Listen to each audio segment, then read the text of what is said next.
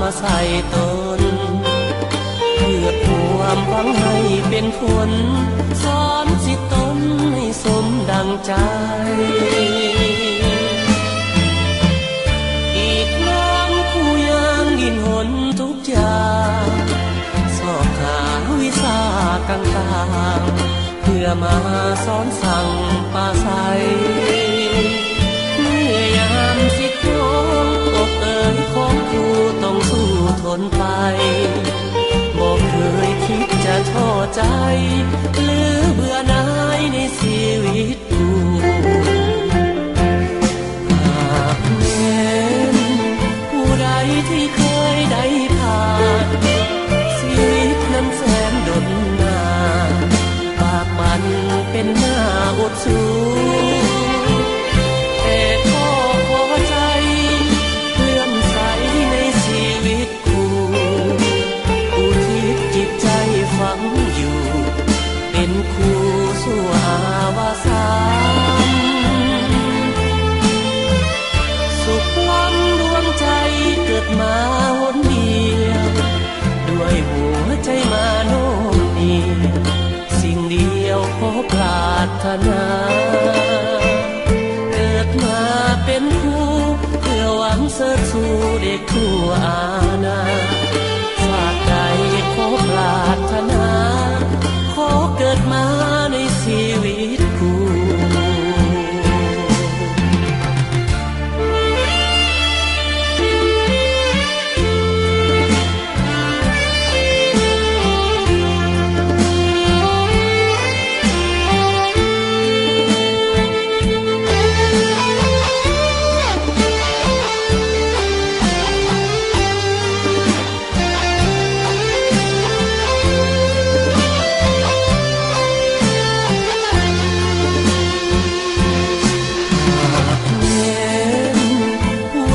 ที่เคยได้ผ่านชีวิตนั้นแสนดนนานปากมันเป็นหน้าอดสู้แต่ก็พอใจเลื่อมใสในชีวิตกูอุทิศจิตใจฝังอยู่เป็นครูสู่อาวสานสุขล้ำดวงใจเกิดมาหนเดียวด้วยหัวใจมาโน้มเอียงสิ่งเดียวขอปรารถนาเกิดมาเป็นครูเพื่อหวังเสริฐสู่เด็กทั่วอาณาชาติใดขอปรารถนาขอเกิดมาในชีวิตกู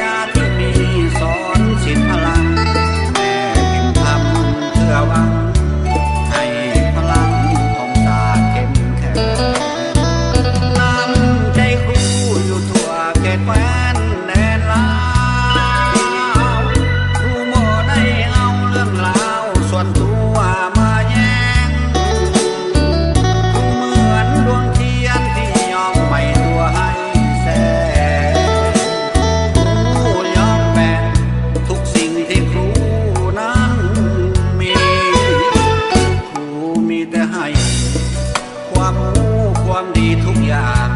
ครูศิษย์ครูสอนเพื่อหวังให้เฮายังซึ่งเกียรติศักดิ์ศรี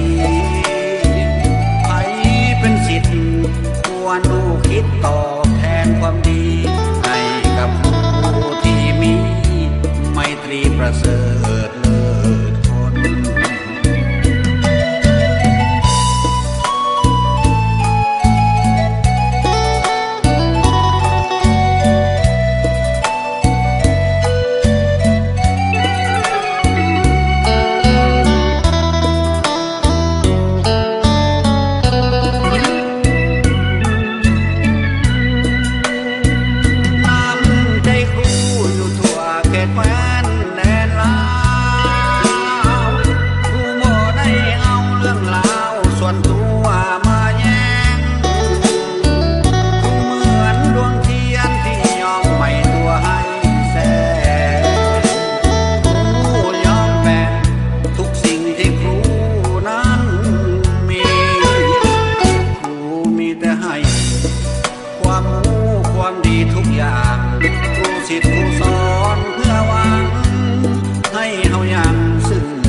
ศักดิ์ศรี